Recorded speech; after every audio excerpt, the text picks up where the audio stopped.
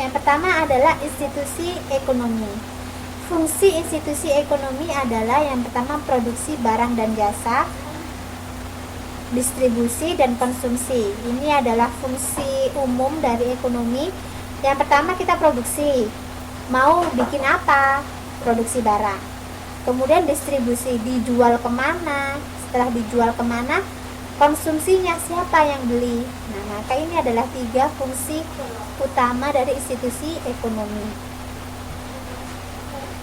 Nah, kita lihat aktivitas ekonomi itu muncul dari adanya upaya-upaya masyarakat untuk mengorganisasikan tanah, kemudian tenaga kerjanya, modal, serta teknologi dalam rangka, tadi kita ingat ada 3, memproduksi, mendistribusikan, dan mengkonsumsi barang dan jasa.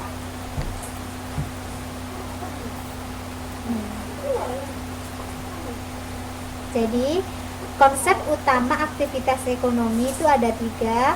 Yang pertama, ekonomi dibagi atas sektor primer dan sekunder dan tersier. Yang kedua, konsep tentang dual ekonomi, yaitu core ekonomi dan periphery ekonomi. Yang ketiga, konsep tentang perbedaan antara pekerjaan dan profesi. Jadi yang pertama adalah ekonomi dibagi sektor primer, sekunder, dan tersier. Apa itu sektor primer, sekunder, dan tersier? Kalau sektor primer, maka dia berhubungan dengan bahan mentah, bahan sumber daya, misalkan pertanian, kemudian bahan tambang, bahan sumber daya, dan lain sebagainya. Kalau sekunder, dia lebih ke pengolahan bahan tersebut. Dia diolah dari bahan tambang menjadi minyak, dari beras kemudian dari padi menjadi beras, dari jagung jadi popcorn, kemudian dari baja biji besi menjadi baja misalkan. Kalau tersier, dia faktor pendukungnya termasuk sarana dan prasarana, misalkan jalan, kemudian bank, dan lain sebagainya. Sekali lagi saya tekankan intinya. Oke, betul. Kalau primer dia bahan mentahnya, sekunder bahan mentahnya itu diolah, tersier dia lebih ke faktor penunjangnya seperti transportasi dan permodalan, termasuk bank, perbankan.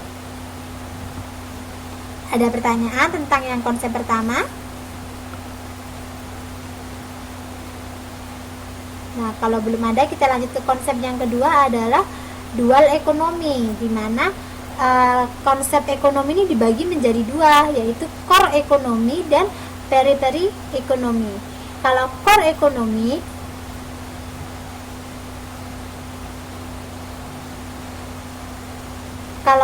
ekonomi itu adalah ekonomi inti, sementara periphery dia ekonominya kecil. Seperti apa? Intinya kalau core ekonomi dia lebih ke skala yang besar, pabrik rokok, pabrik baja, pabrik minyak, pabrik batu bara, pabrik yang besar, skalanya besar. Kalau periphery ekonomi skalanya kecil, misalkan usaha rumah tangga, kemudian bikin makanan dan lain sebagainya, dia skalanya kecil. Pabrik kerupuk kalau pabriknya sampai berhektar-hektar ya besar juga. Jadi tergantung ya Mbak. Kalau kecil ya pabrik kerupuk ya skala kecil.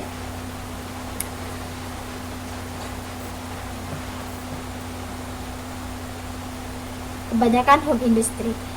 Oke, nanti ya pulang ke Indonesia Mbak Prima bikin kerupuk yang diekspor ke Taiwan, dijual di indeks. Kan kerupuk di sini mahal Mbak.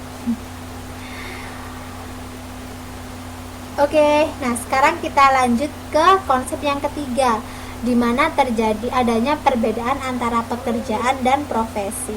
Ada yang mau menjawab nih perbedaan pekerjaan dan profesi? Ada sudah baca buku?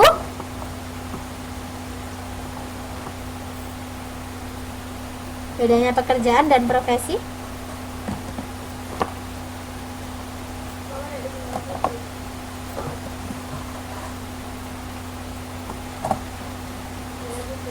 Aduh.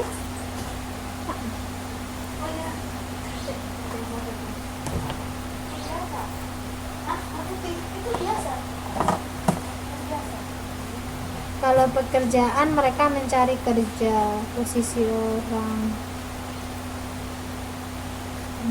Ayo.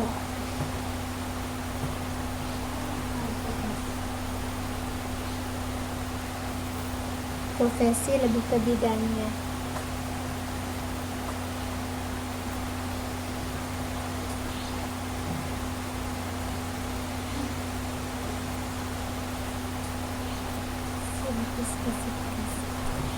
Ada istilahnya dua.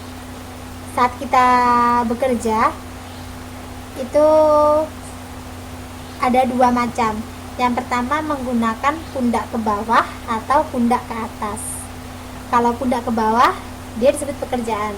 Kalau pundak ke atas dia disebut profesi. Apa itu maksudnya? Jadi betul seperti katanya Mbak Asnawati, pekerjaan itu lebih ke menggunakan kekuatan fisik. Kalau profesi dia membutuhkan keahlian dan membutuhkan pemikiran. Misalkan kalau seperti bekerja supir, kemudian ya pekerjaan-pekerjaan yang membutuhkan tenaga fisik. Kalau yang profesi dia lebih ke skill, keahlian, seperti dokter, kemudian pengacara, accounting, dosen misalnya, dan lain sebagainya. Jadi intinya Mbak sekarang ini berkuliah di sini untuk merubah dari pekerjaan menjadi profesi. Sip, ada 3 konsep. Yang pertama ekonomi sektor primer, sekunder, tersier. Kedua dual ekonomi. Ketiga adanya konsep pekerjaan dan profesi. Bisa dipahami tentang 3 konsep ini?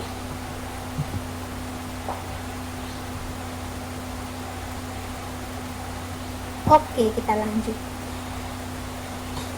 Di sini ada ideologi dasar dalam institusi ekonomi.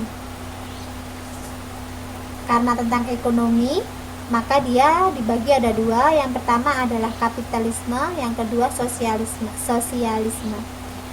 Seperti kita tahu, kalau kapitalisme dia lebih mencari untung untuk diri sendiri ya. Jadi yang dipentingkan adalah milikku, milik saya bekerja untuk saya. Kalau saya kaya ya saya sendiri karena saya bekerja keras. Kapitalisme cari untung, dimana konsepnya adalah private property, dimana kepemilikan pribadi sangat dijunjung tinggi. Kemudian adanya freedom of choice, kita bisa memilih apapun yang kita inginkan untuk dilakukan. Kemudian freedom of competition, semua orang bisa berkompetisi secara fair. Dan freedom of government intervention, artinya pemerintah tidak bisa ikut campur. Sementara untuk bukan melawan, untuk menyikapi adanya paham kapitalisme ini muncullah paham sosialisme, dimana nggak bisa kayak gitu. Kalau kapitalisme nanti yang kaya semakin kaya, yang miskin semakin miskin. Kan yang kaya semakin kaya, soalnya dia semakin banyak hartanya, dia bisa berkompetisi semakin banyak, modalnya semakin banyak, maka dia semakin kaya. Sementara yang miskin udah nggak punya modal, nggak punya private property, wah dia semakin miskin deh. Makanya muncul sosialisme, dimana dia dikatakan hak milik kolektif, dimana suatu barang itu milik bersama, kesejahteraan itu harus merata. Biasanya ini paham-paham negara-negara sayap kiri ya, dimana penghasilan itu didistribusikan secara merata, tidak ada ketimpangan yang terlalu kaya dan terlalu miskin. Kira-kira ada seperti itu? Wes. Jadi pada kenyataannya sulit ya kita temukan yang murni kapitalisme dan murni sosialisme. Dimana kalau kapitalisme tidak mungkin government tidak intervention, Dan kalau sosialisme sangat sulit sekali untuk meratakan mendistribusikan kesejahteraan itu. Dan yang ada biasanya demokrasi pun juga masih tidak bisa pure demokrasi. Ya begitulah, ini orang di dunia semi-semi. Nah, sekarang kita masuk ke institusi politik. Kita lihat politik itu bagian dari manusia. Dikatakan oleh salah satu tokoh bahwa human is political animal. Jadi kita itu, bedanya manusia sama hewan itu, kalau manusia lebih bisa berpikir untuk sesuatu yang bersifat politik. Nah, sistem politik itu tumbuh dalam rangka mengelola prosedur bagi pengalokasian sumber daya yang bernilai untuk menentukan siapa yang memperoleh apa, kapan, dan bagaimana caranya. Betul, Aristoteles mungkin di buku ada, saya lupa. Nah, di sini ada 3 macam yang penting untuk dibedakan, yaitu politik, kekuasaan, dan wewenang.